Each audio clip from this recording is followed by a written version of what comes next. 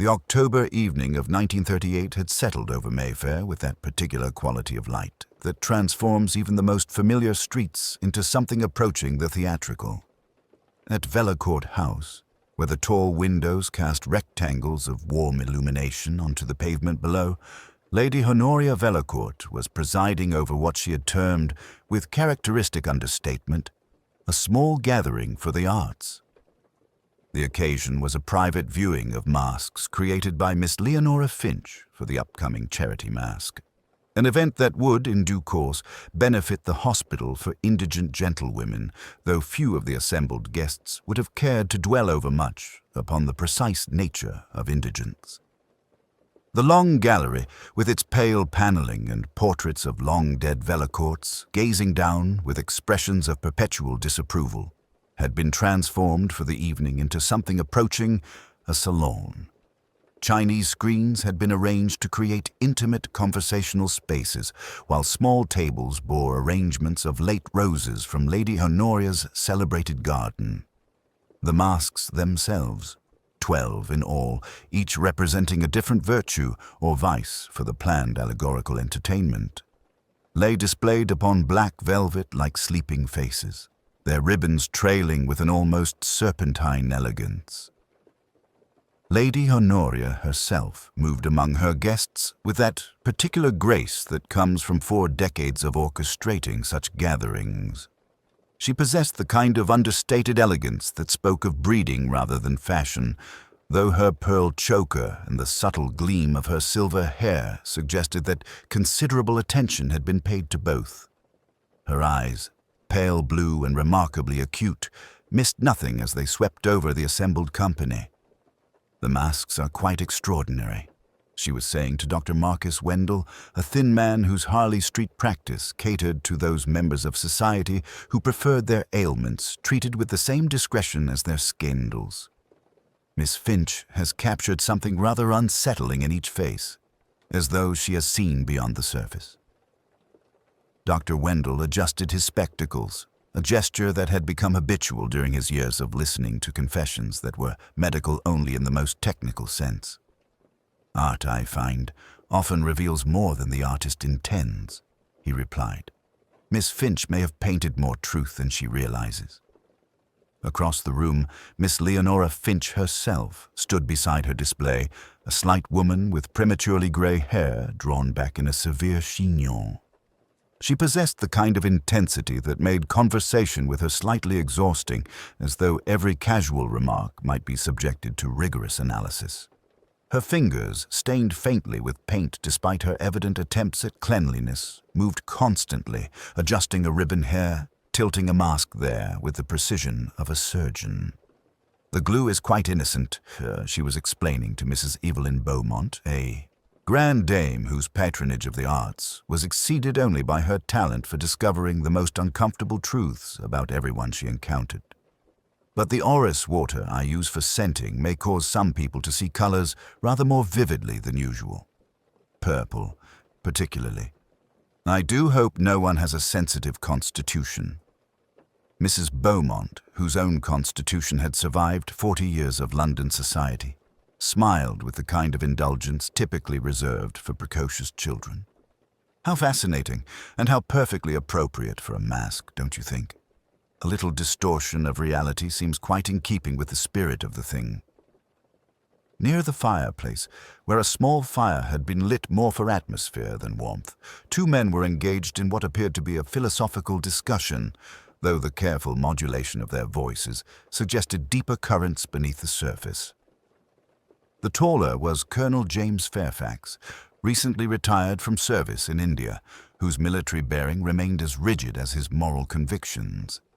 His companion, Sebastian Thorne, was perhaps 30 years younger, a painter whose recent exhibition had caused what the critics had termed a considerable stir, though whether of admiration or scandal remained deliciously unclear. "The problem with modern art," the colonel was saying, his voice carrying that particular authority of one accustomed to being obeyed, "is that it seems to mistake obscurity for profundity. In my day, a painting was expected to represent something recognizable. Sebastian, whose dark hair fell across his forehead in a manner that suggested either careful arrangement or genuine carelessness, smiled with the kind of patient tolerance that can be more insulting than direct contradiction. But surely, Colonel, the purpose of art is not merely to mirror reality, but to reveal truths that reality conceals. The exchange was interrupted by the arrival of Miss Vivian Ashworth, a woman of perhaps 35 who possessed that timeless quality that some unmarried ladies of good family seem to cultivate, as though they had decided to arrest time at the precise moment of their greatest advantage. She approached the two men with a kind of purposeful movement that suggested she had been observing their conversation from across the room. "Mr. Thorne," she said, her voice carrying just the slightest breathlessness, "I've been admiring your latest work in the Times. Such bold use of color, quite revolutionary, really." The Colonel's expression suggested that revolution, in any form, was not something he was prepared to endorse. He excused himself with military precision, leaving Sebastian and Miss Ashworth to continue their discussion of artistic matters. It was at this moment that Graves, Lady Honoria's butler, a man whose very name seemed to suggest the solemnity with which he approached his duties, appeared at the gallery entrance. His presence, though unobtrusive, somehow commanded attention through the simple expedient of absolute stillness. "Inspector Allain has arrived, my lady," he announced in the kind of voice that managed to be both deferential and completely authoritative. Lady Honoria's eyebrows rose slightly. She had not, to her recollection, invited any member of the Metropolitan Police to her gathering, though she was far too well-bred to express surprise in front of her guests. "Please show him in, Graves." The man who entered the long gallery possessed that particular quality of understated authority that marks certain members of the professional classes. Inspector Roderick Allain was tall, with a kind of lean elegance that suggested good breeding as much as good tailoring.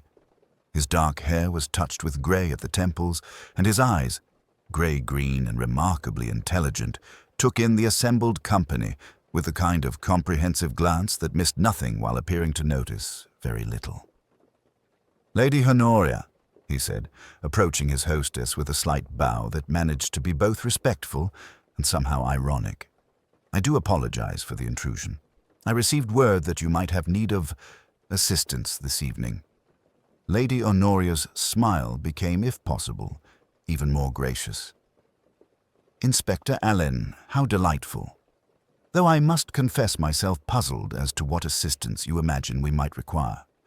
Unless, of course, you've come to arrest someone for crimes against artistic taste." The inspector's smile suggested that he found the possibility not entirely without merit. "Nothing quite so dramatic, I assure you. Merely a precautionary measure.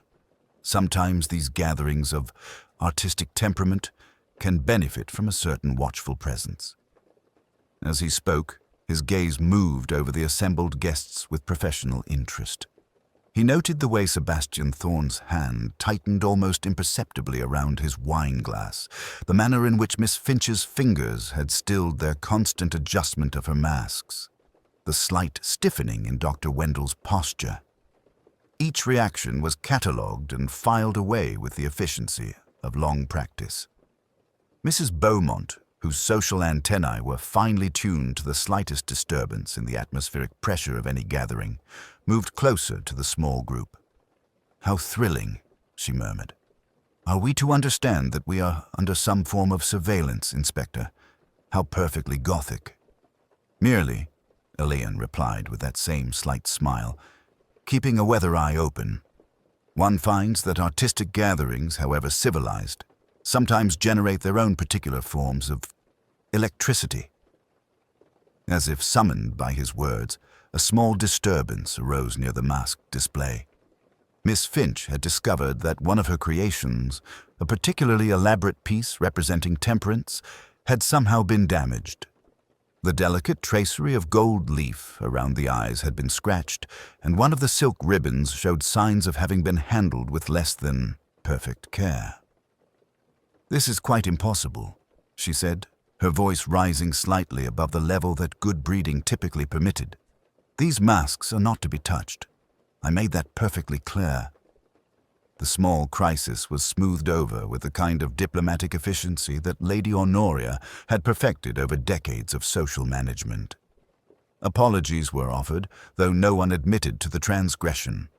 The damaged mask was carefully set aside, and conversation resumed its previous level. But Inspector Alain, watching from his position near the windows, noted the way certain glances were exchanged, the manner in which some guests seemed suddenly to find their wine glasses of consuming interest. In his experience, such small disturbances often presaged larger disruptions. The evening, which had begun with such elegant promise, now carried the faintest suggestion of something less harmonious beneath its polished surface. The masque, it seemed, had already begun, though not perhaps in quite the manner Lady Honoria had intended. Outside, the October wind stirred the last roses in the garden, and somewhere in the distance a church bell tolled the hour.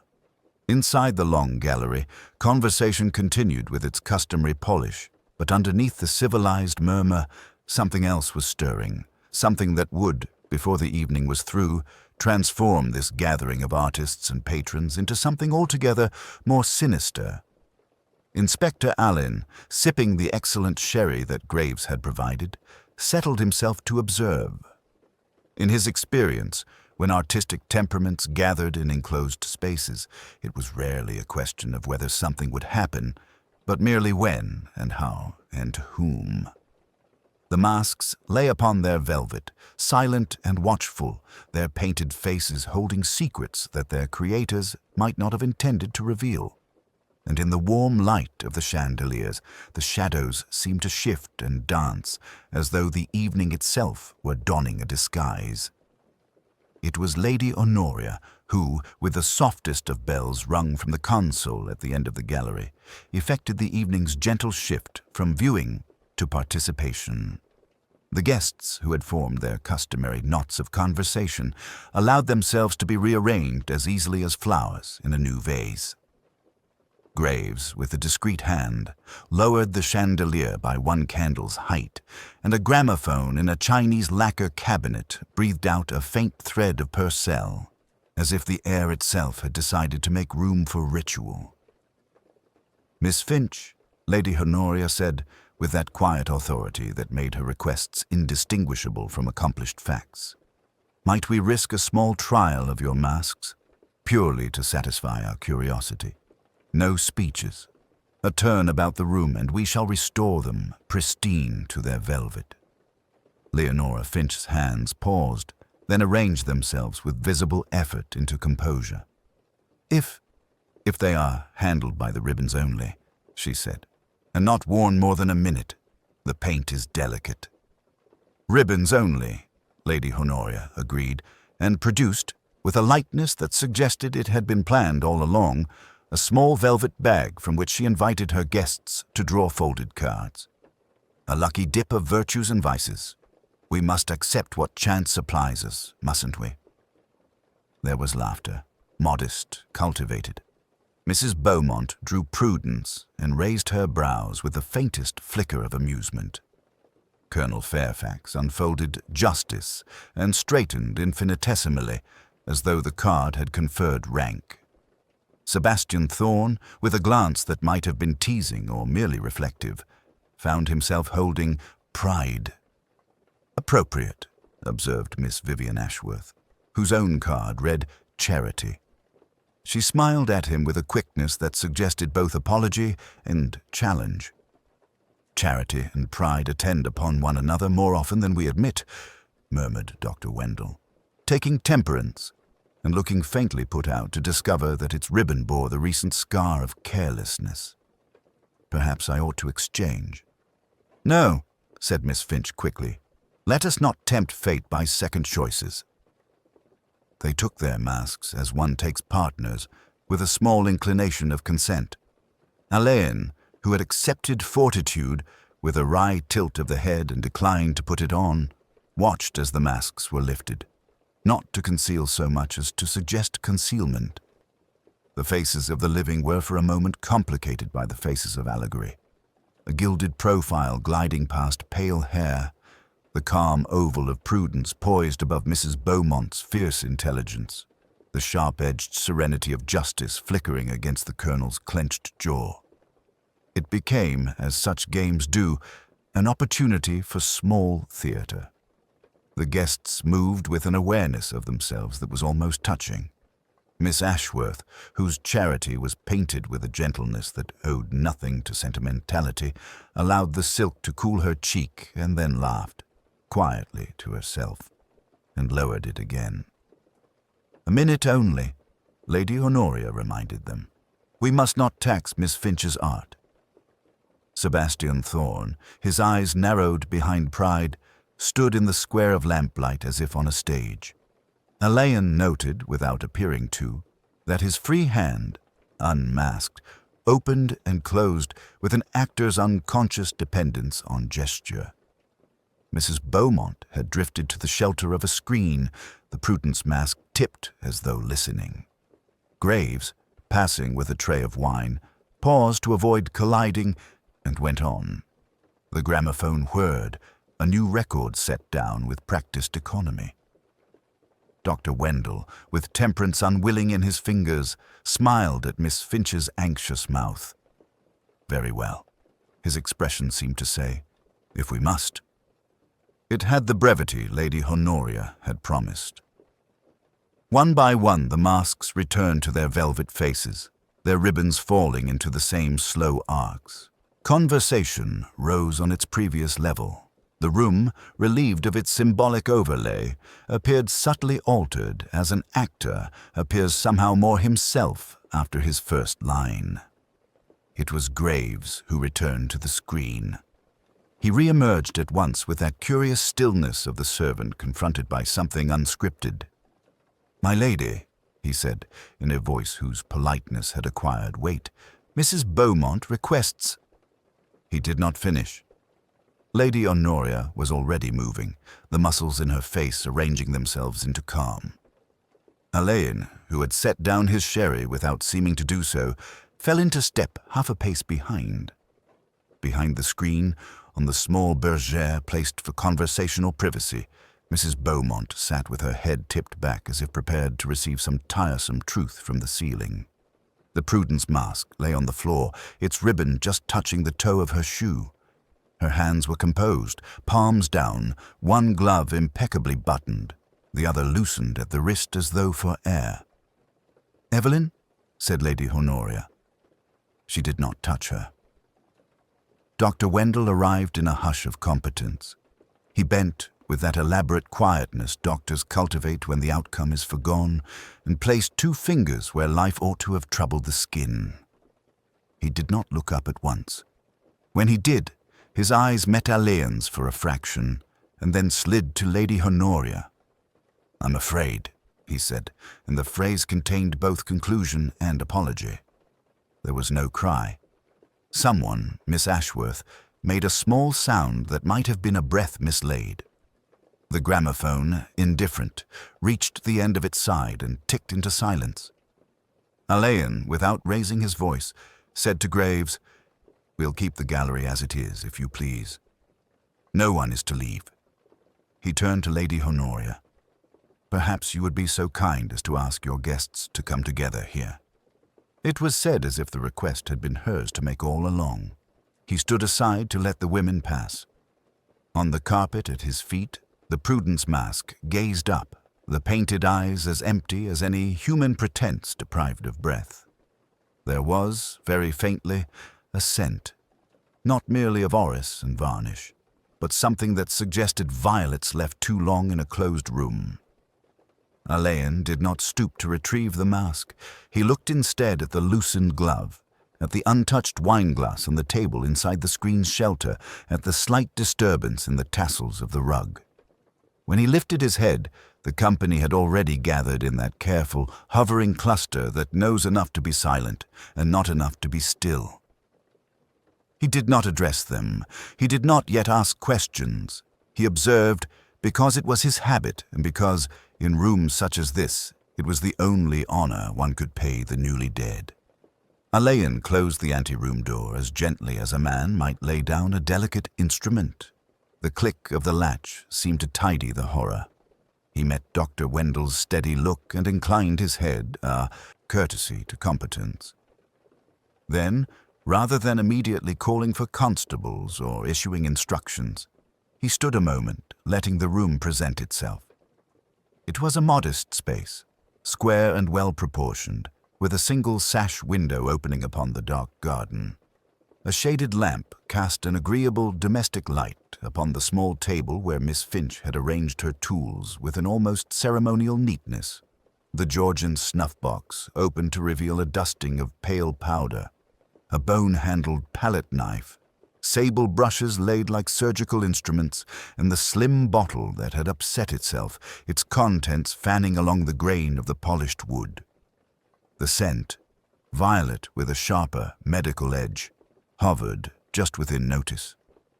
On the floor beside the table, a folded linen cloth had gathered a thread of bright gold, the kind one uses to mend a filigree of leaf. He did not touch. He stepped near enough to see the fine line Miss Finch had been drawing upon the damaged temperance mask, a whisper of gold along the inner corner of an eye.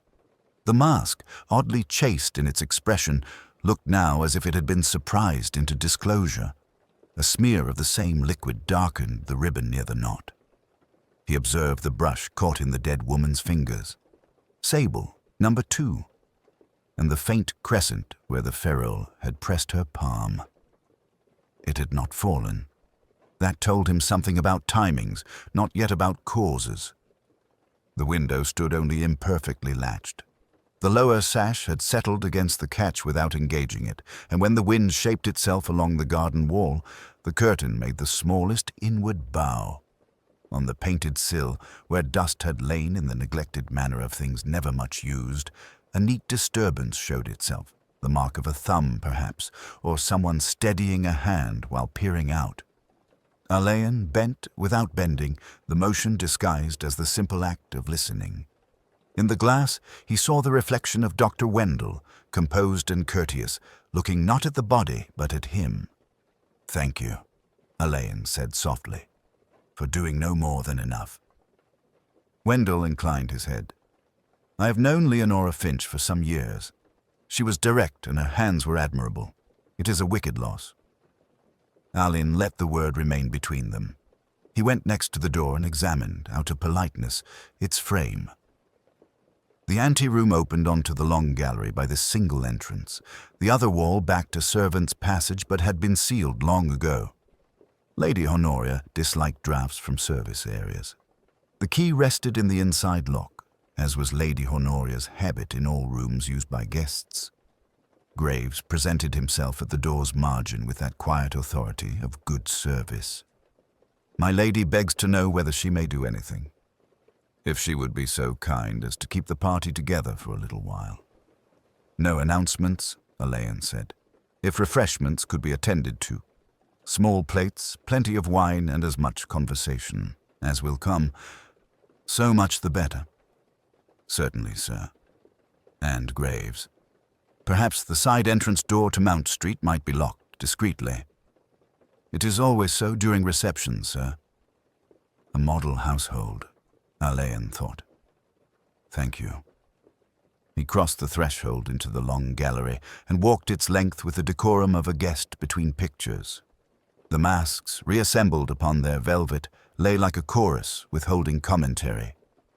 Justice, with her blindfold, had been balanced too near the edge.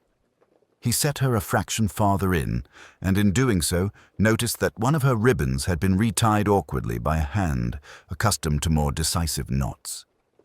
Envy kept the cold glitter of green. Charity smiled too sweetly. Temperance, removed to the anteroom for repair, had left an absence, an imprint on the velvet darker than its fellows, as if its presence had pressed a little harder. At the far end, voices came from the drawing-room in an agreeable wash, the muted laughter that knows its proper size.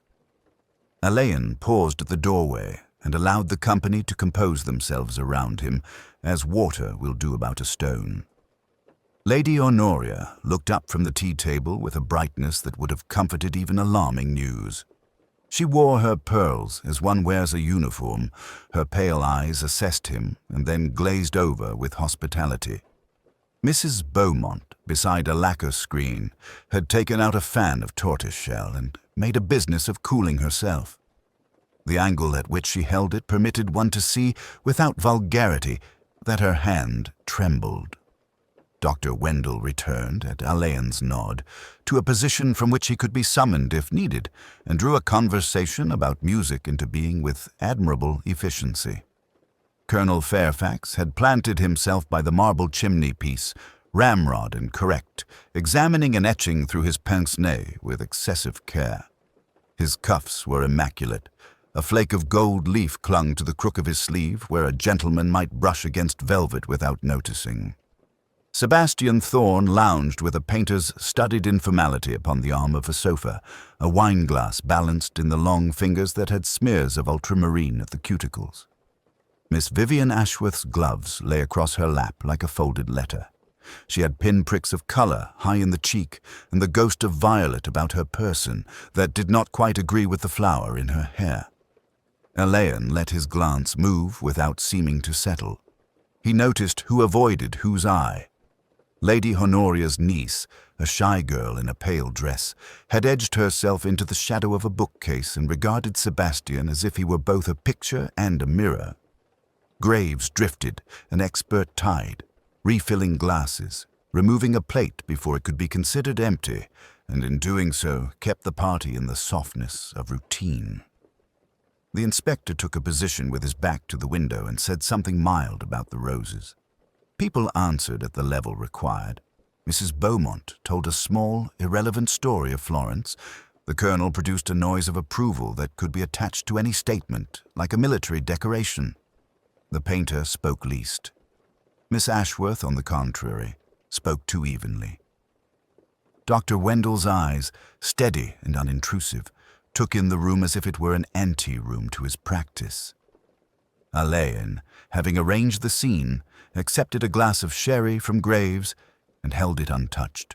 The masks, waiting in solitude beyond, and the small room with its patient, terrible occupant, were not to be hurried by questions. He allowed silence to do what it often does among the well-bred. It prompted small confidences dressed as gossip. When someone laughed, another person did not. That, too, was noticed. He said at last, to Lady Honoria, alone and in an undertone that would not travel, "I shall need a list of your guests, and perhaps the kindness of your morning room. A very few minutes with each person at their convenience." "But of course," she said, and after a fraction added, "if I might be of use myself in the first instance." He smiled. "You already are." Then, raising his voice just enough for the room, "What a handsome evening this is. Might I steal you, Lady Honoria, for the smallest consultation about the arrangements for the masque? I'm trying to learn something of its ritual." There was the necessary murmur, the faint sharpening of attention that attaches itself to any deviation from plan. Alain led his hostess away, as if to discuss matters of patronage, and behind him the drawing-room resumed its well-bred hum. He was not yet ready to ask his questions. First, he meant to listen to how they would choose to answer themselves. By tacit agreement, the company allowed itself to be shepherded back into the long gallery, where Graves, in a voice that was somehow balm without being soft, suggested coffee. The drawing-room chatter thinned to a civilized hush. Alain asked Lady Honoria, very quietly, if he might borrow the little music-room at the end of the corridor. She inclined her head with the faintest relief, as though grateful that someone else had undertaken the business of order. He spoke to Lady Honoria first. In the small room, with its 2 gilt chairs and a pianoforte that had not, by the look of it, been opened since the armistice, she sat very straight and folded her hands. "I suppose one must say what one knows," she said, "though it is very little. Miss Finch was intense but devoted. She had fixed ideas about her work. I've observed that the devoted are seldom easy." Your house has excellent people, said Alain. Was the anteroom much frequented? It is usually used for my prints. The door stands ajar at moderate gatherings. Tonight, people slipped in and out. It happens. Mr. Thorne and Miss Ashworth were looking at the masks after the soup. Mrs. Beaumont patrolled as she always does. Dr. Wendell went to the library to telephone. He asked permission. Colonel Fairfax kept the fire company. And you? I stayed with my guests. A small pause. Inspector, if you require it, I will ask everyone to remain until you are finished. One does not send people home with this still in the house. Thank you, said Alain. Dr. Wendell came next, grave and contained. He had the habit, useful perhaps, of allowing his gaze to rest upon the person he addressed, and upon nothing else. Sudden, he said, in answer to Alain's unobtrusive inquiry. Violent in the body, quiet in the room. You saw her color. One thinks of certain alkaloids. I am unwilling to speculate at length. You went to telephone? Yes. A patient who cannot be persuaded that asthma is not improved by South American cigarettes. I was gone 5 minutes, 7 at the outside. Graves can verify. He fetched the directory. Had you medical reason to caution Miss Finch about her materials? I advised gloves when she mentioned scenting her work. She laughed. Artists, Inspector, put their fingers into life. Mrs. Beaumont, entering, gave the room an instant sense of being appraised and arranged. We must not have hysteria, she said at once. Miss Finch had admirers, but few friends. It is the penalty of seeing too much. She made a great point of likenesses that were not portraits. People do not enjoy being shown their insides. Was there any unfriendliness this evening? My dear man, there is always unfriendliness. Only tonight it wore better jewelry. Your damaged temperance, for instance. The role is allotted to Miss Ashworth. How droll that it refused to be handled. She contemplated Alan with amusement. You see, Inspector, even the props have opinions. She said anything to you about scent? I've never known Miss Finch to smell of anything but orris and carbolic. She kept that pretty snuff box for powders. She made a show of not taking snuff, as if the box itself did the vice for her. Sebastian Thorne was languidly defensive and charming about it. I did not touch her bottles, he said. We quarreled, mildly, over allegory. She thought my work indecently literal. I thought hers indecently moral. You cannot poison with adjectives. You were near the screens. Everyone was near the screens. They are designed for nearness. Miss Ashworth asked me what color becomes humility. I said, none if it is true, any if it is false. She took that badly. He glanced at the door. Will you be long? I left a sketch on the mantelpiece that is not for general eyes. Colonel Fairfax arrived as if he had been marched in and took the interview like a dressing. Damned fool business, he said, lowering his voice out of respect for the pianoforte. Women and their scent bottles. I was at the fire and then in the garden for a turn. The room was too warm. If your man wants to examine my boots, he is welcome. Miss Finch and I had no conversation. I disliked her masks. They are not decent. You served abroad, said Alain almost idly. You will have seen plants that do mischief. Plenty, said the colonel and tightened, and men who do more. If you are hunting for poisoners, look among those who play with tinctures and powders. I smoke tobacco. I do not perfume it. Miss Ashworth came last, pale and composed in the way of those who have rehearsed their composure. I hope we may be spared an inquest here, she murmured. Lady Honoria minds these things so dreadfully. Were you much with Miss Finch? She disliked me, said Miss Ashworth with a small smile. She said I blinked at truth. I said she flinched at kindness. We were even. I did not wish to be temperance. It is a sermon one wears upon one's face. She said a sermon sometimes prevents a scandal. You left the drawing room? To fetch a shawl. I'm not robust. I met no one in the corridor. Alain watched her hands. They were very clean and very still. He dismissed her gently and stood for a moment in the quiet little room, listening to the muffled drift of talk beyond the door. There were, already, the usual pockets of contradiction, a telephone call and a garden turn that overlapped time, a damaged mask that meant more to the wearer than to the artist, scent loved and loathed, a physician who cautioned, a patroness who collected truths as other women collected fans. He asked Graves to have the doors kept too, the coffee replenished, the motor cars declined for the present. "In a little while," he said, "I should like to speak to you."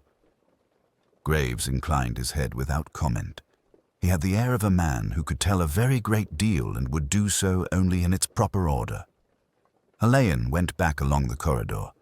The anteroom door stood open now, the lamp shaded, the little bottle righted and set aside. The masks lay outward in their velvet, faces of principle and appetite arranged like an audience. The evening, in its polished way, moved on, and under it, like a current beneath a boat, something tugged. Alain asked Lady Honoria, very quietly, if he might borrow Graves and whoever managed the downstairs arrangements. She inclined her head at once, even in this. Mistress of form, the guests were to remain with coffee and a calm insistence upon conversation. A screen was shifted. Mrs. Beaumont contrived to speak of Naples. Sebastian Thorne stood apart, his gaze like a man watching himself. The doors to the service passage closed on a polite hush. Graves received Alain by the baize door with the gravity of a dean. The pantry smelled of silver polish and the ghost of roast game. An upper housemaid, thin as a knitting needle, evaporated at Graves' glance. "Be as precise as you can, please," Alain said, not unkindly. "The usual things. Who went where, who asked for what, anything that struck you as not quite the habit of the house?" "The habit," Graves repeated, as if tasting a word worthy of respect. "Very good, sir." He folded his hands. Guests were received as arranged. Miss Finch arrived early, requested that the masks be set on the long table.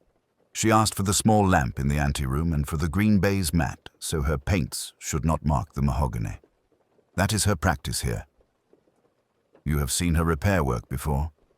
"Twice, sir, after rehearsals for last year's tableau." Alan noted it. "Thank you. This evening?" Graves' lids lowered a fraction. She asked again for the lamp. I had already placed it as she prefers, left of the chair back to the wall, so that the shadow falls across the lower edge. When I went in later, the lamp was on the right. Who moved it? I could not say, sir. Alan let it rest there. Who had cause to be in that room before Miss Finch? To my knowledge. The butler's pause had a faint, almost courtly inconvenience about it. No one, sir. The door stood shut. It is not a thoroughfare. And after she went in, I heard only the ordinary sounds. Brushes. Twice I passed along to the back stairs. At the second time, there was a scent, more pronounced than earlier. Not Miss Finch's own scent, which is orris and very light, if I may remark. This was sweeter. One might call it rich. He said rich as if it could be true of people as well as odors. Alain glanced toward the pantry table. A footman's livery lay folded with a neatness that suggested rebuke. Have Tom and the others come in to you with anything? Tom, Graves conceded, is improved by responsibility. He's apt to see more than he comprehends. Send him in, said Alain. Tom came, white-faced but steady, ears and hands too large for the rest of him. He looked at Alain with a young dog's candor and then at Graves, who gave the faintest nod. You were near the gallery when the mask was scratched, Alain said. Yes, sir, only I didn't like to say. It's not my place to notice. It is tonight. Tom swallowed. A lady in green, sir. I couldn't swear which, because Lady Honoria's rooms are kind and the light flattering. She had gloves, satin, I think, and she reached to touch the ribbon and then drew back sudden, like she'd remembered something. It was after Mr. Thorne and the Colonel had words. He flushed. Not words, only sounds that were like them. Elaine let the boy stand in that little embarrassment a moment and then said, "Did you take anything to Miss Finch?" "Only the lamp, sir, and a tray of soda water. Miss Finch does not drink sherry." She said the scent of it interfered. Interfered with what? Tom considered. With the truth of colours. He looked abashed at having quoted. "And there was a parcel, sir, earlier, brought to the area door just before 5. Marked for Miss Finch, a small bottle in straw. Mr. Graves signed. Miss Finch said it was just in time and put it in her bag."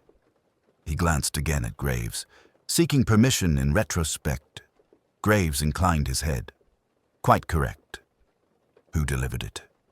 "A boy I did not know," Graves said. "Not one of our regular tradesmen." "Descriptions rarely improve with effort," Elaine said. "Let it go." He turned to the doorway, where the housekeeper had appeared with the respectful inevitability of a well-placed piece of furniture. "Mrs. Pritchard, sir." She had a composed face and the hands of a person who believes clean linen to be a moral state. "We aired the anteroom at 7, as always, being particular with lamps and draughts. Miss Finch was particular too. She likes the curtains drawn half and no more. It was different when I looked in afterwards. The curtains were full across." "Who draws them?" "Whoever is there, sir. Only I never knew Miss Finch to work shut in." Elaine absorbed it without a flicker. "One more thing, the telephone."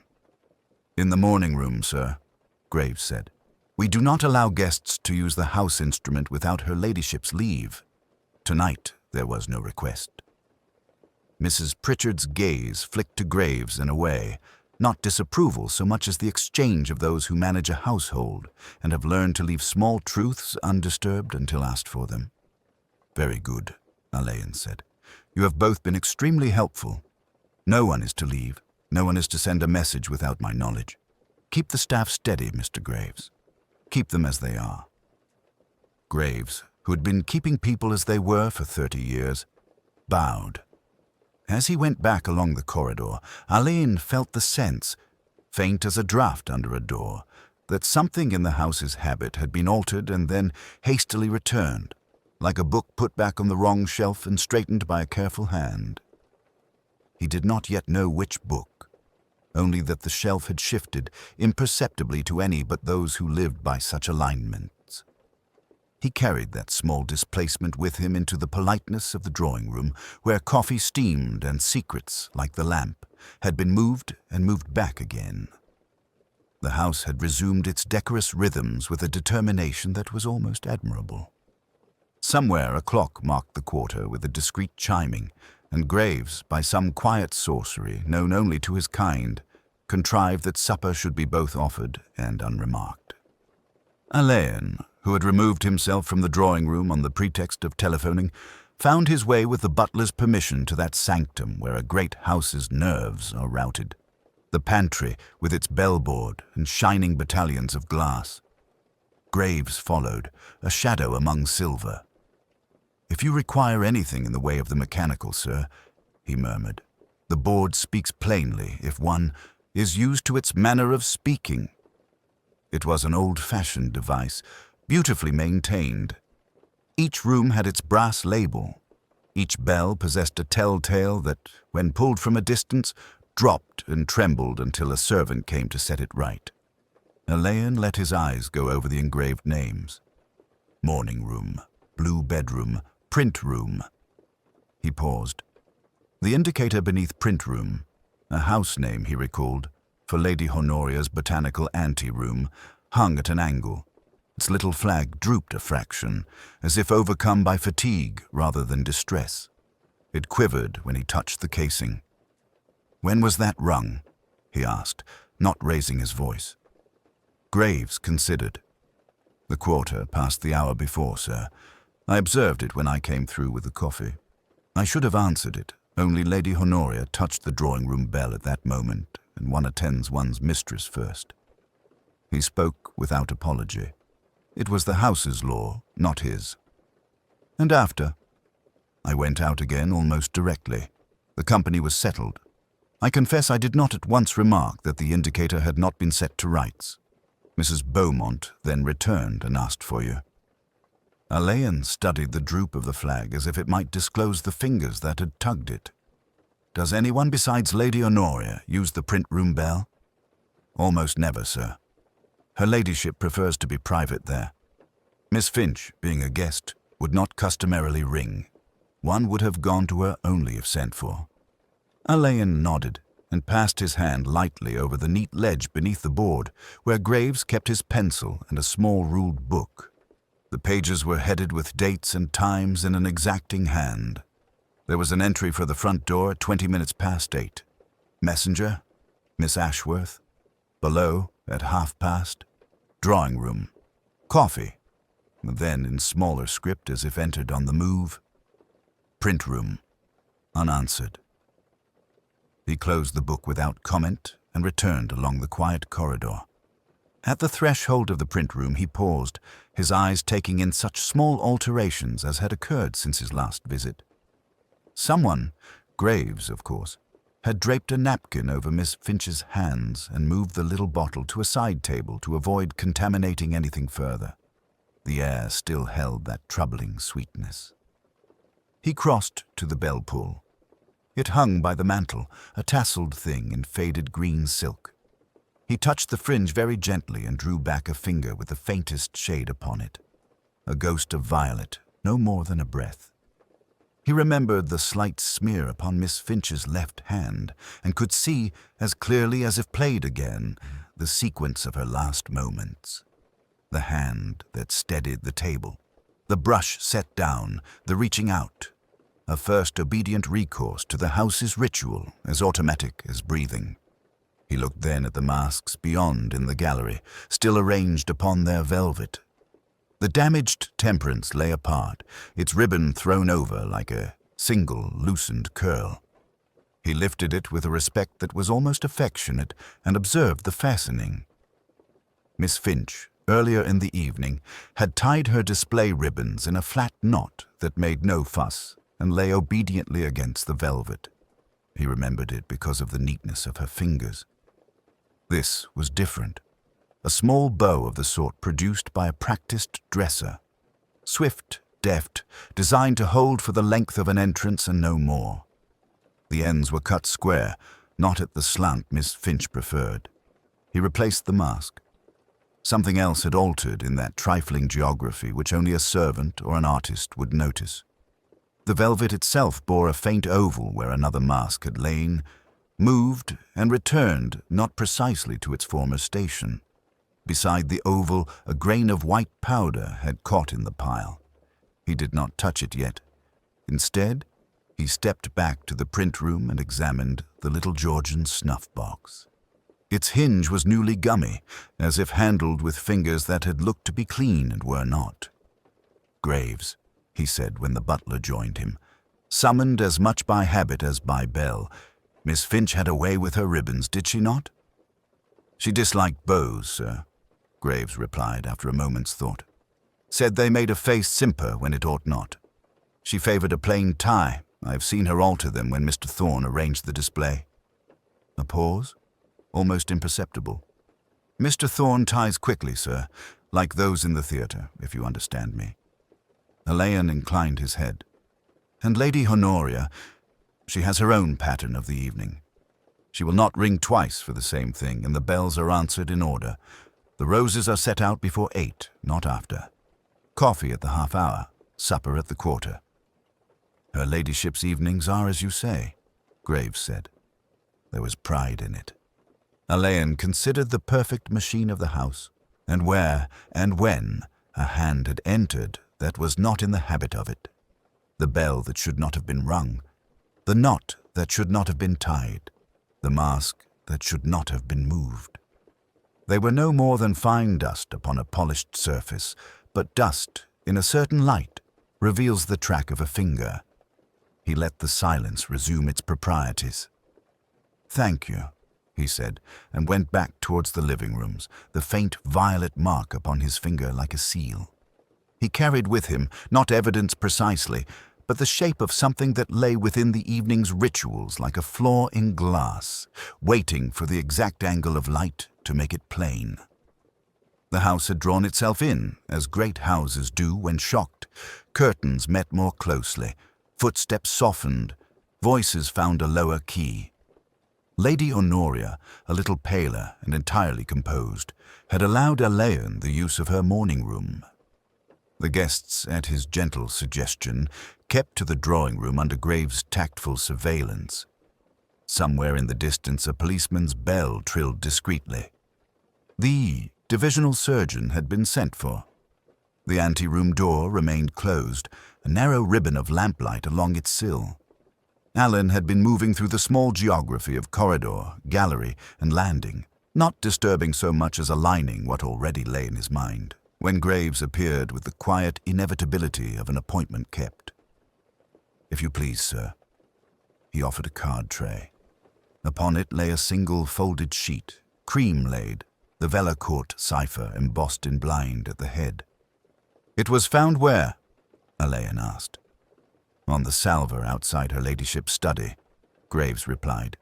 "Phipps discovered it when he took in a note from the kitchen. He brought it to me, of course." Alain glanced over the message without seeming to do so. It was brief and insistent. "Air the anteroom at once. Wipe the table with spirits. See that no unpleasantness lingers. 8V. He took an unhurried breath, and because he knew Graves would have noticed it too, said, "Her ladyship's initialing?" Graves allowed himself the smallest concession to opinion. "Her ladyship, sir, signs always with a looped V and a point to the H. The stationer prints her paper in blue-black line. This," he indicated with his gaze rather than his hand, "is violet ink, and, if I may, her ladyship does not employ the word unpleasantness." "No," Alain agreed. "She does not." In the morning room, Lady Honoria looked at the note with a sort of saddened curiosity. "Certainly not mine, and I never send instructions of that sort by paper when a word will do. Who would—" She stopped herself, because good breeding is a habit that rarely forgets itself in front of servants. "Thank you," Alain said to Graves. "We shan't air anything for the time being. I should be obliged if no one, on any account, enters that anteroom. And, quietly now, see that the corridor doors are closed and watched." Graves, whose obedience had a ceremonial correctness, bowed and withdrew. Alain stood a minute longer with the forged note between his fingers, feeling the paper's grain, noting the faintest smudge at the top margin where a left-handed writer might have rested the heel of the hand. The writing itself was a decent simulacrum. The pressure was wrong. It pressed too lightly at the downstrokes and leaned where Lady Honoria's hand kept a level balance. It was a small thing. The small things mattered. When he returned to the gallery, a breath of colder air met him. One of the long windows, usually obstinate as a duchess, had contrived to be slightly unlatched. The roses in the urn below trembled as though a draught had passed over them. On the black velvet of the display table, the masks lay in their arranged order, save that Temperance, the damaged one Miss Finch had been mending, no longer lay there at all. He looked without moving his head and saw it instead on a side chair, as if someone had put it down for a moment and meant to retrieve it. He noticed the ribbon's knot, tidier now than earlier, drawn with a small right-handed pull. He put this, too, away. There was a smudge of fine, pale dust against the polished edge of the anteroom threshold where none had been before. He met Graves again, returning from his circuit. "Sir," said Graves softly, "the Georgian snuff-box that was on Miss Finch's table. I don't find it there."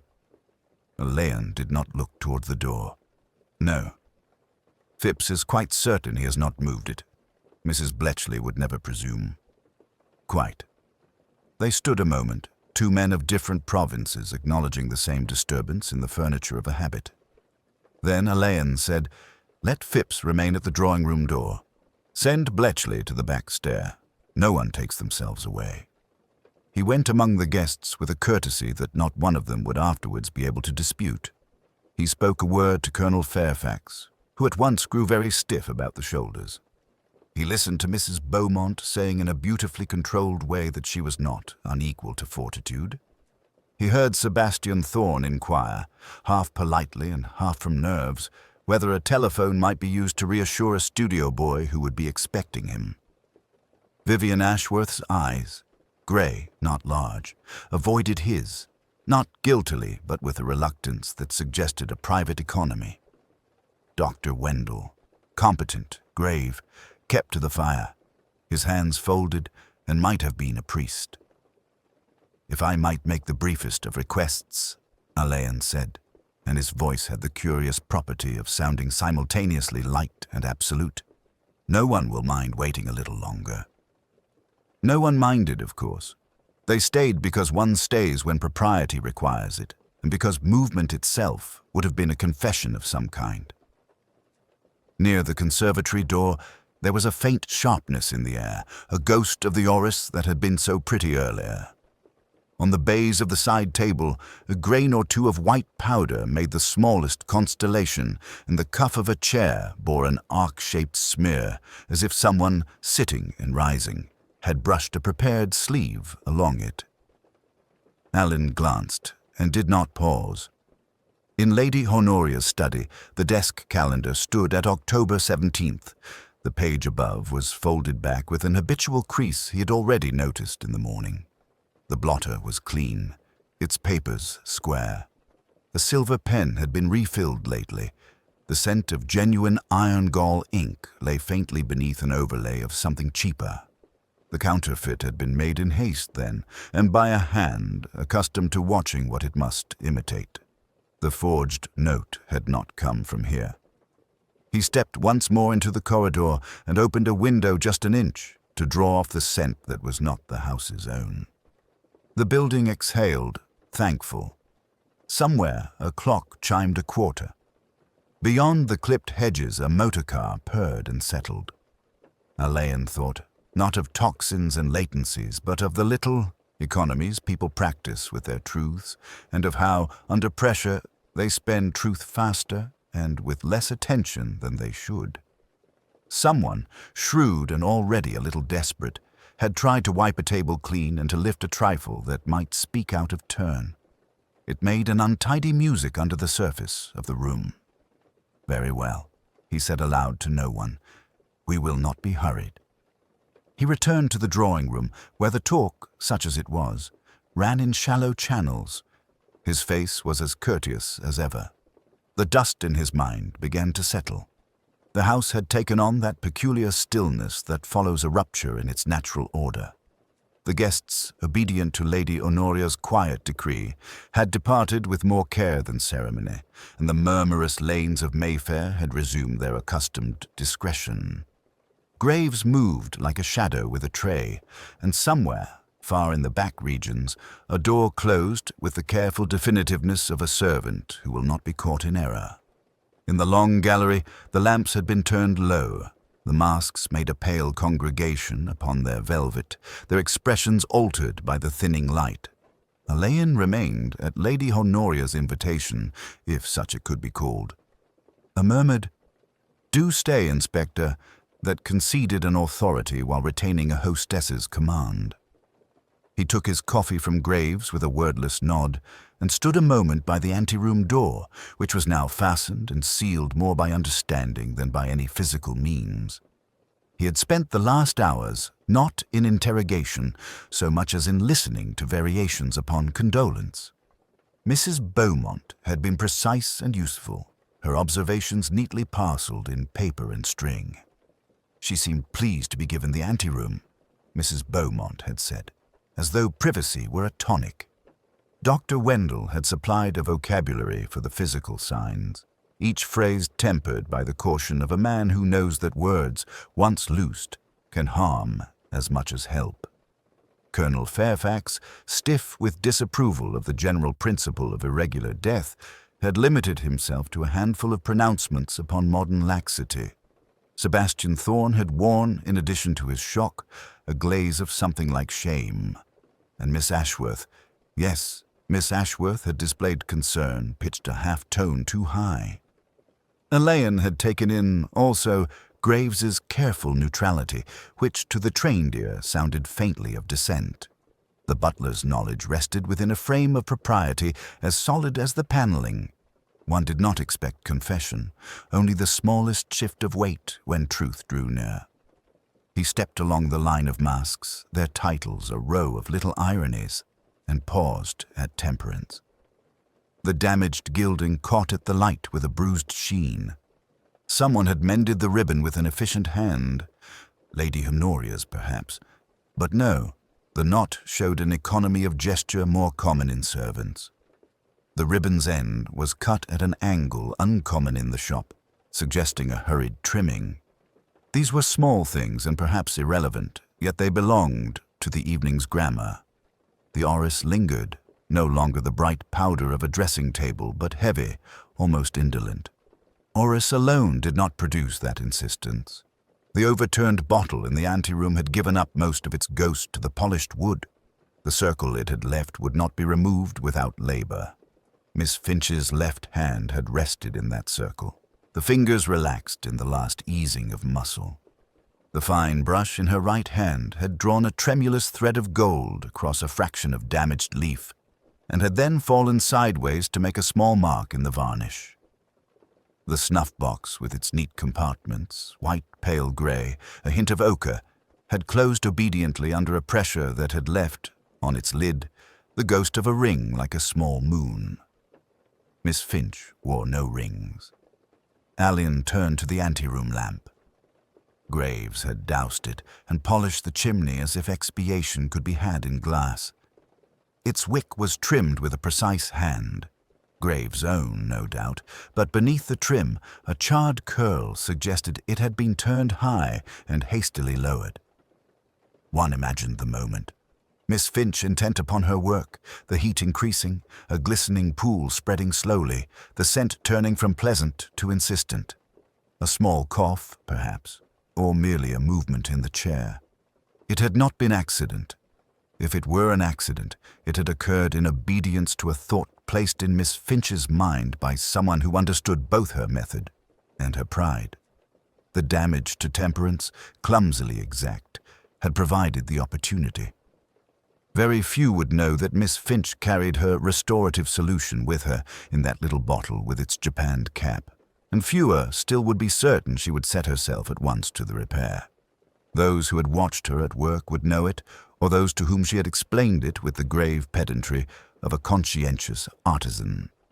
There had been, too, the second disturbance, delicate, inconvenient, and so transparently managed that it had almost escaped the net.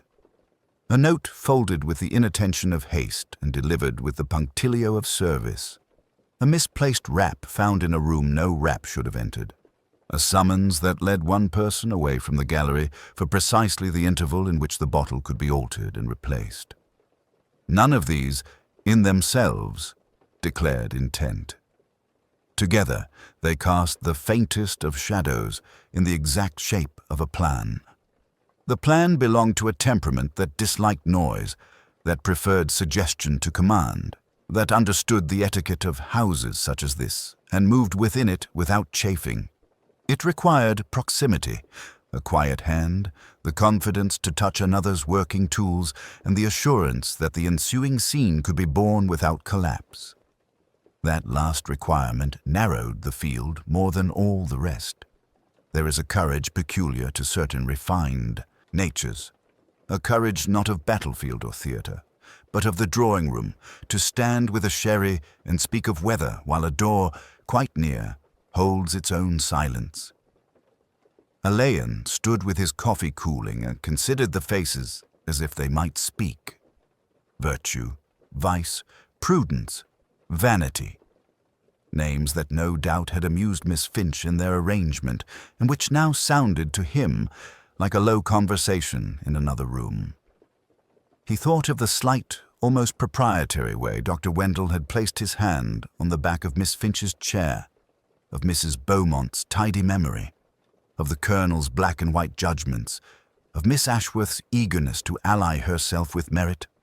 of Sebastian Thorne's private shame, which had, he suspected, very little to do with guilt and everything to do with that involuntary self-knowledge which artists find so intolerable. He would not announce his thoughts. He would, instead, ask for a fresh pot of tea in the morning when light fell differently upon guilt. He would inquire, very gently, into a small matter of a key that had gone unmissed, into a habit of scent among the household, into who, precisely, had retied the temperance ribbon. He would ask Graves one question and Mrs. Beaumont another, and he would let Miss Ashworth talk until she said the sentence that had been practicing itself behind her eyes all evening.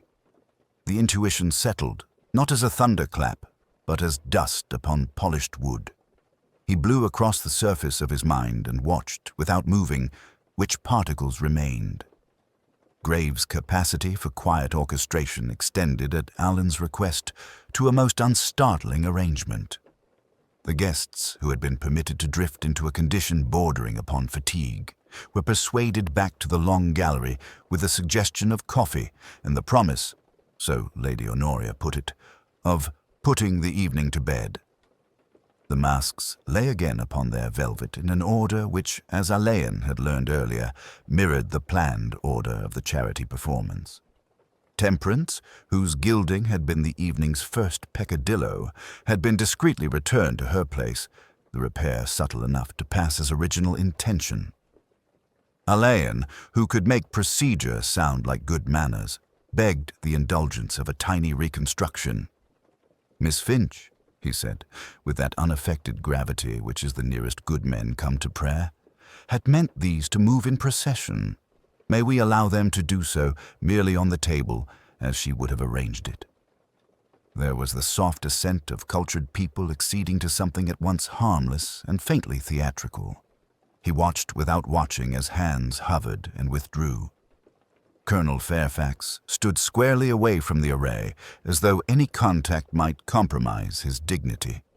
Sebastian Thorne, with a painter's heedless intimacy, would have lifted pride if Lady Honoria had not, almost imperceptibly, touched his sleeve. Mrs. Beaumont, who did nothing by accident, adjusted the angle of prudence a finger's breadth and raised her lorgnette to approve her own contribution. Vivian Ashworth stood a pace behind the others, her face that expressionless courtesy which attends the business of good houses after something disagreeable has happened. Dr. Wendell's neat hands were contained. One finger made a half-inch journey toward the Georgian snuff-box that Graves, at Alan's suggestion, had placed on the tray beside the masks, then arrested itself as if remembering a rule. "It is a beautiful object," Lady Honoria said composedly. "My late husband's. There is a little trick to the lid. He was inordinately pleased with it." "Indeed," Alain murmured, and let his glance rest nowhere. "Would you be so very kind, Miss Ashworth, as to step into the morning-room for a moment? I have a small matter of housekeeping I should like to settle before we disperse." Vivian looked briefly at Lady Honoria. The older woman's gaze, for once unarmored, met hers. If a message passed, it was conveyed in the medium of silence and was untranslatable to anyone not fluent in that language. Vivian inclined her head and followed Graves, who made, of the short distance to the morning-room, a kind of ceremonial. The room, which looked over a strip of garden made spectral by the hour, had the clean smell of books and beeswax. Alan stood with his back to the mantel, because it is sometimes kinder not to sit when one means to ask difficult questions. "It is unkind of me to trouble you," he said. "But unkindness is occasionally the only tidy alternative. We have been put in possession of a small memorandum, rescued, I fear, in a very imperfect state, from Lady Honoria's fireplace basket. It concerns the cabinet in which the snuff-box is usually kept. You will remember that Miss Finch worked this evening with the box at her elbow." Vivian's hands, which had been folded with professional composure, parted and came together again. The movement had the tranquility of habit and the tension of restraint. "Yes," she said, "I remember. The memorandum appears to ask Graves to leave the cabinet unlocked. The hand is imitated cleverly, but Lady Honoria, if I may say so, forms her capital H with a little backward flourish. On this occasion it is absent. There is, one must allow for the paper's condition, a faint scent of Parma violets upon it.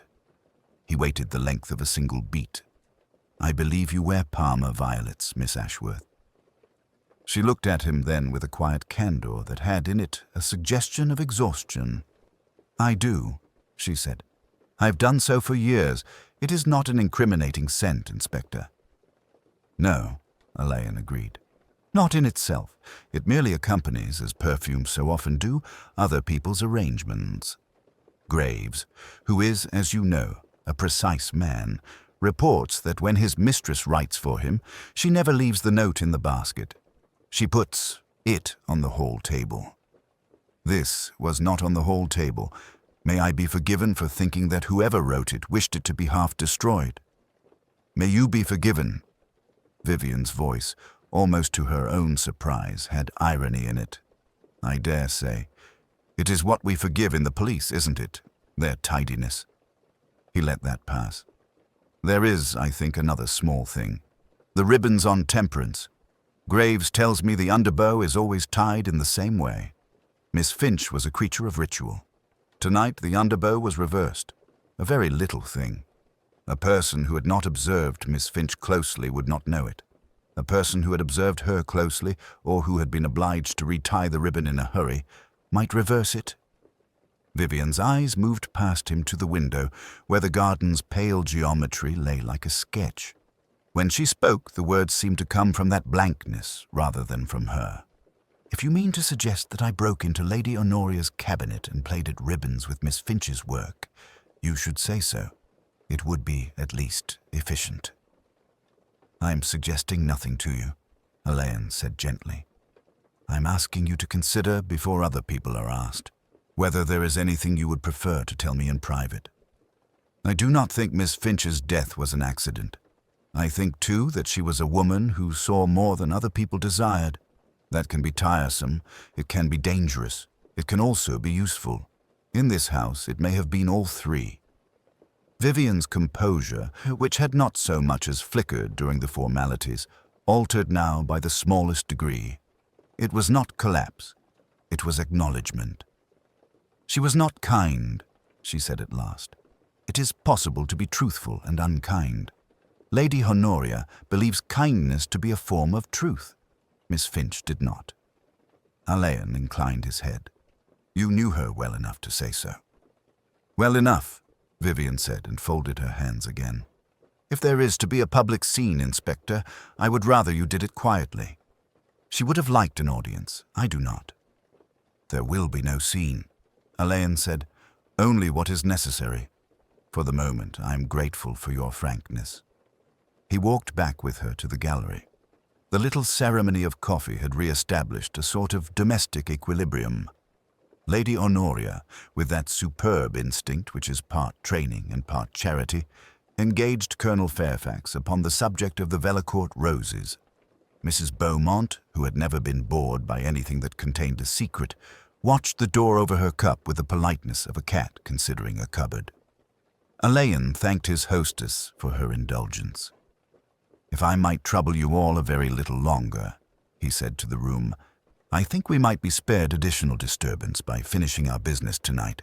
It is possible to say what must be said without unpleasantness." He looked, as if by accident, not at anyone in particular, but at the snuff-box, whose lid glinted faintly in the lamplight. "Graves, if you please." They were gathered again in the long gallery, though the chatter had dwindled to a low thread that did not quite amount to conversation. Lady Honoria had contrived the arrangement with her usual instinct. Chairs drawn close under the portraits, lamps lowered to a civilized glow, the display of masks left as it had been except for the gap where Miss Finch's work lay on the side table in the anteroom beyond. The fire ticked softly, and Graves, moving like a shadow, set down a tray of coffee that no one touched. Inspector Allen stood with his back to the windows. He had, earlier, walked the house with slow patience, and now that patience seemed to have settled round him like a cloak. He did not raise his voice. "I beg your indulgence for a few minutes more," he said. if we might be spared conjecture and allow ourselves, instead, to consider what was done. Quietly. No one spoke. He looked with the impersonality of a physician from face to face. The Colonel's granite profile, Mrs. Beaumont with her hands folded, Sebastian Thorne restless under stillness, Dr. Wendell attentive, contained, Miss Ashworth pale and very straight, Lady Honoria with her slight, unflinching smile. Miss Finch died, Alain went on, by the very ritual that sustained her work. She habitually sharpened her brushes on her lips, a small and foolish habit, yet one that would be immediately fatal if her binding medium were adulterated with a volatile poison. The scent in the anteroom, floral with that odd, sharp undertaste, did not come from orris only. There was laurel water in it. Dr. Wendell inclined his head once. Hydrocyanic acid, he said quietly. Just so. Alain's gaze rested a moment upon the small Georgian snuff box on the side table, the overturned bottle beside it, the faint, oily bloom on the wood. A few drops in the gum solution she kept for retouching. The contents would not have altered the paint's behavior, and the fumes themselves, in so small a quantity, might pass unnoticed by most. Miss Finch wet her brush. The rest followed swiftly. Lady Honoria's eyes went to the masked faces, to the vacancy where Temperance had lain. "But who?" she said, "and why?" "Who first?" Alain said, "because the why is always easier once one has faced the hand. The bottle was not tampered with downstairs in some laboratory fashion. It was done here a little before Miss Finch retired to her repairs. Someone had already ensured she would retire there. The damaged mask was not an accident. The scratchwork was deliberate, and it was done by a person whose jewelry carries a very thin burr along the inner edge.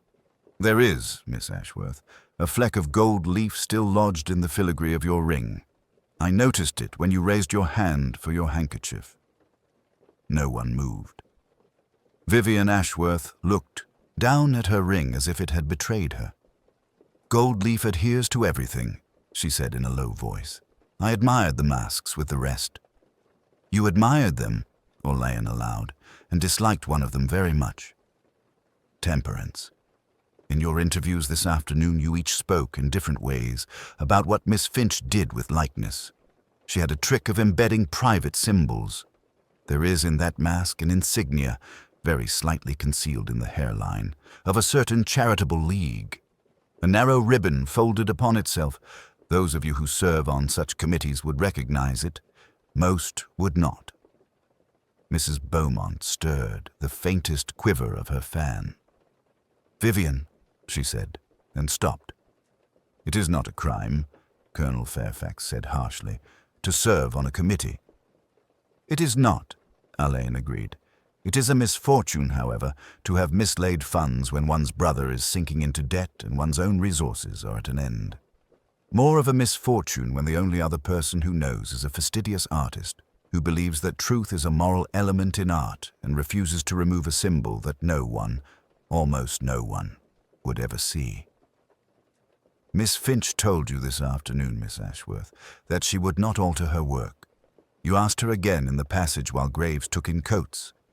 He overheard your voice. He is, by profession, discreet." Vivian's lips parted. Graves, with the solemnity of a priest, inclined his head without looking at her. "There is also," Alain continued, "the little matter of your gloves. You mislaid them in the anteroom later and tried to retrieve them when the house had become unsettled.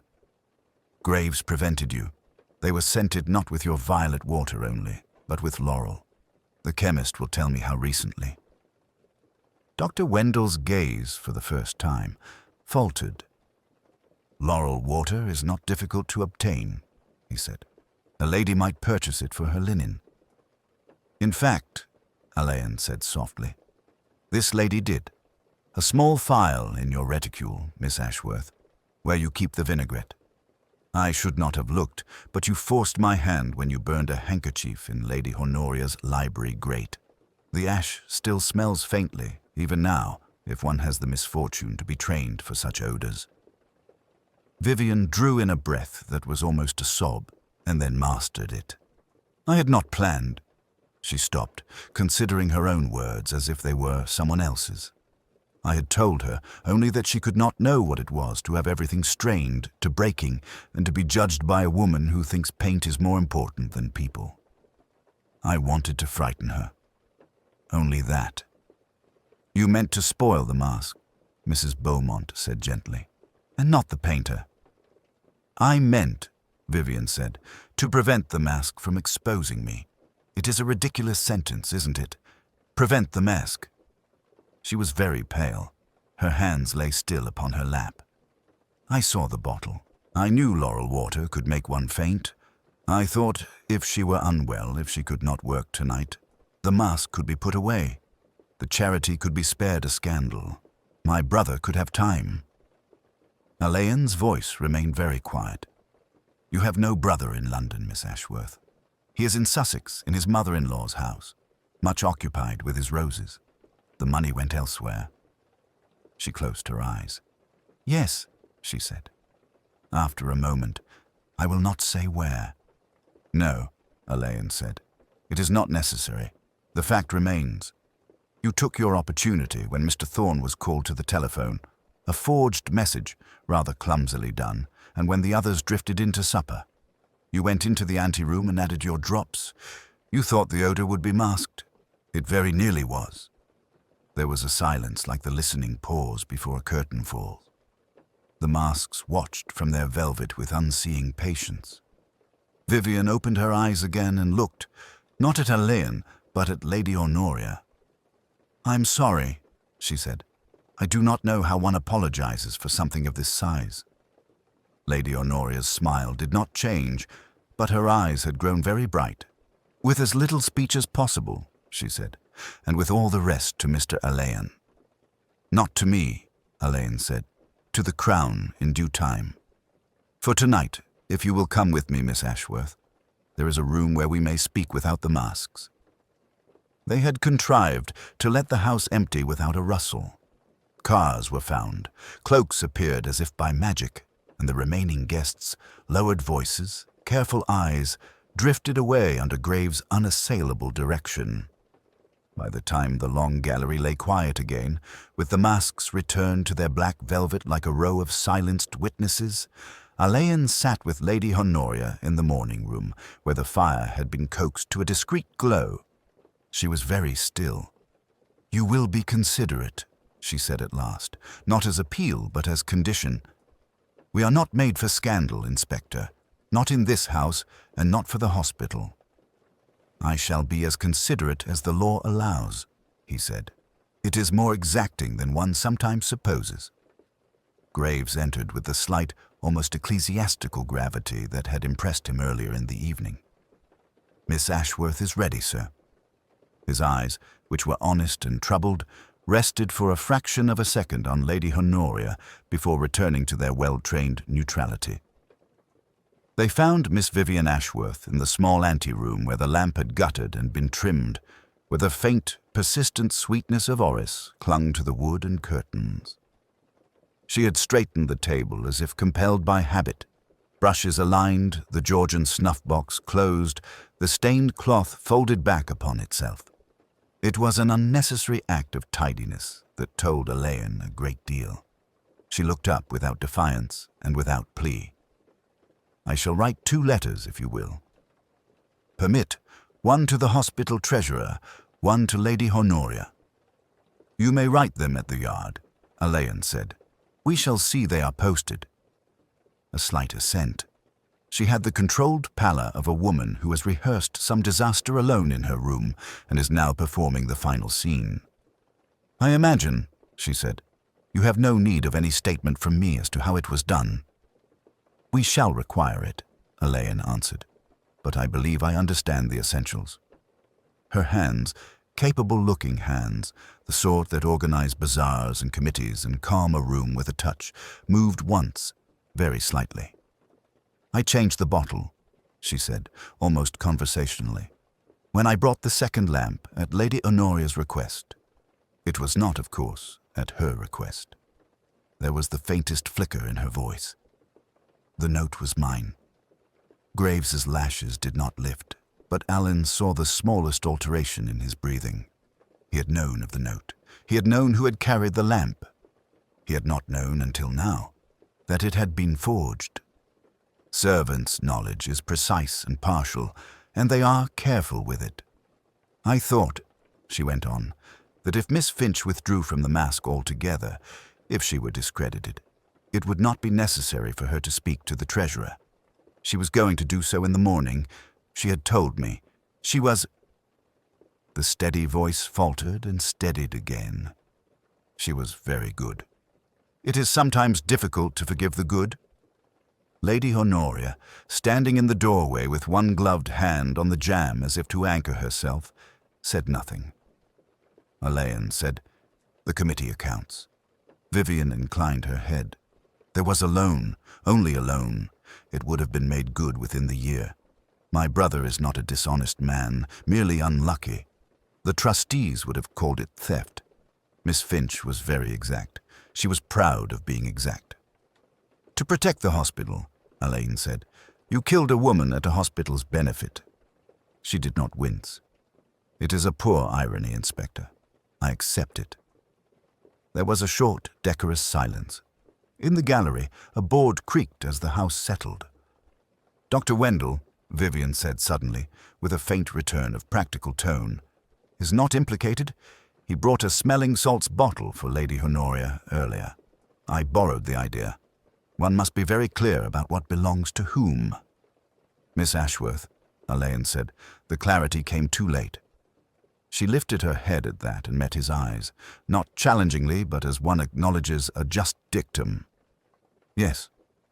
When the plainclothes men arrived, quietly, with the kind of courtesy that comes from practice in private homes, Vivian put on her coat without assistance. She took up a small leather handbag, and then, after a moment's consideration, set it down again.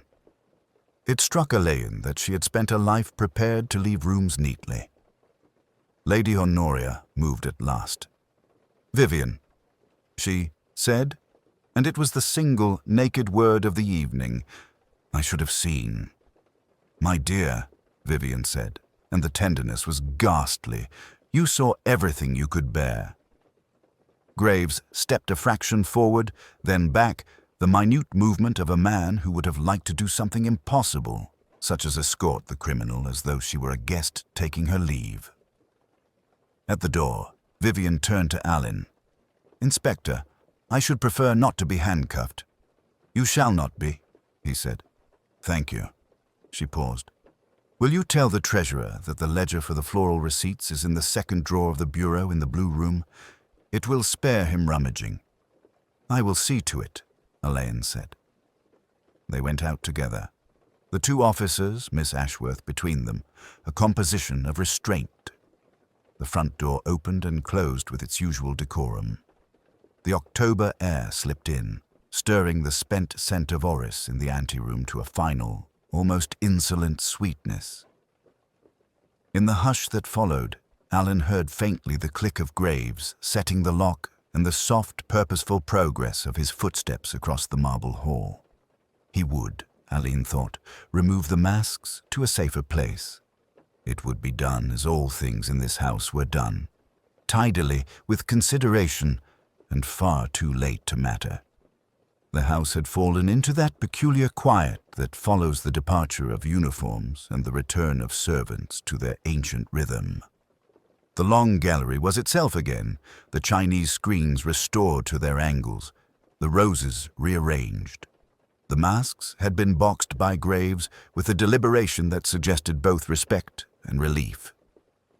Only Temperance lay apart, its scratched gilding dull in the lamplight, as if the damage had reached in some miniature way into its idea. Alain stood at one of the tall windows, his reflection faint in the glass, the garden beyond smudged and soft.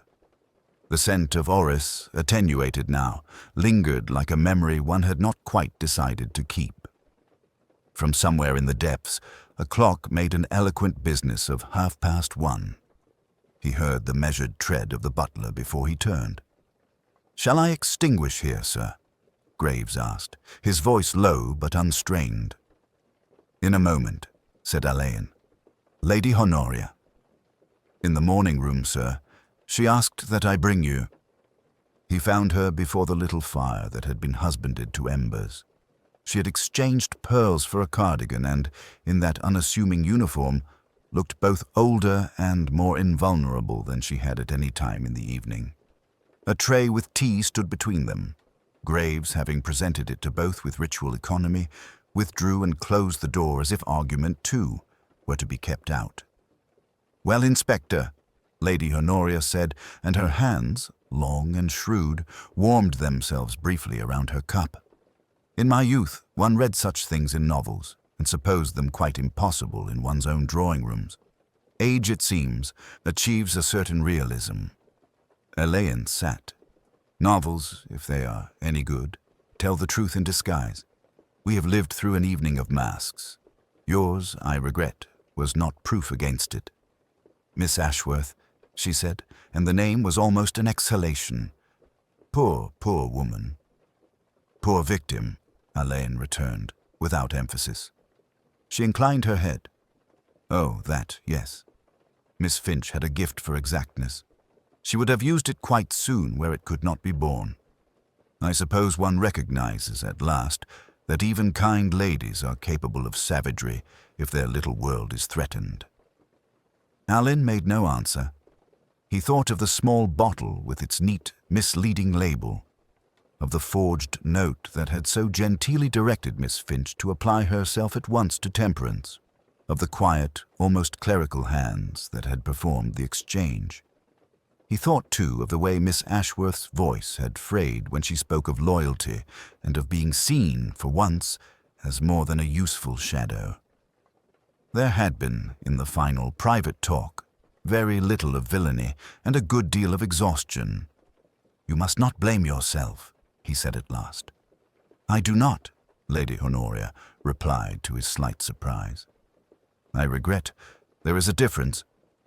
I asked people into my house who disliked and needed one another with equal intensity. That is the recipe for charity, I begin to suspect." He smiled a little. "It is also, very often, the recipe for art." They sat for a time without speaking. The ash settled. Somewhere the old pipes made a thoughtful sound. When at last she moved, it was to reach for a small envelope lying beside the tea things. "Graves found this under the edge of one of those dreadful screens," she said. "He brought it to me, because he is a monarchist by temperament and believes all petitions should pass through the proper hands. I think you should have it." It was a program card for the Masque, the roles written in a graceful, certain script. Along the margins someone had tried out a different hand, stiffer, cramped, an imitation pressed too hard. Alain studied it for the little space one gives to a kindness that arrives too tardily. "Thank you," he said, returning it. She regarded him for a moment with that cool, maternal intelligence which, in some women, is the last and strongest of their defenses. "Will Miss Ashworth—" "She will be treated with courtesy," Alain said, "and with an understanding of why a person might choose a solution that promises to be clean." "Nothing, in the end, is clean," Lady Honoria said. "Not even temperance." She lifted her cup and set it down without drinking. "You will think me very foolish if I say I shall miss Miss Finch." "I shall not think you foolish," Alain said. "Miss Finch saw exactly what she saw. That is unusual. It can be fatal." Graves returned as if summoned by the silence. "If I may, my lady?" "The lamps." "Yes, Graves, and see that the masks are sent in the morning to the hospital committee as we intended. All but temperance." "Very good, my lady." Left once more with the slow diminishing of the room, Alain stood. Lady Honoria accompanied him to the door, her step as even as it had been at the beginning of the evening. In the hall, where a marble nymph performed with admirable indifference, she touched his sleeve. "Inspector, thank you for choosing to be gentle." "It costs nothing," he said, and knew it was not quite true. Outside, the October air was clean and impersonal. The street had taken back its ordinary darkness. In the black square of the garden, the roses, late, brave, inappropriate, moved to the faint draught like small, absurd flags. Alain looked up. The long windows of Velacourt House were extinguished one by one. He felt in his pocket for matches, and then, reconsidering, let his hand fall. He walked away with his usual unremarkable step. Behind him, the house settled, as houses do when they are tired. The masks slept as faces sleep, and the night put out its hand and smoothed the creases.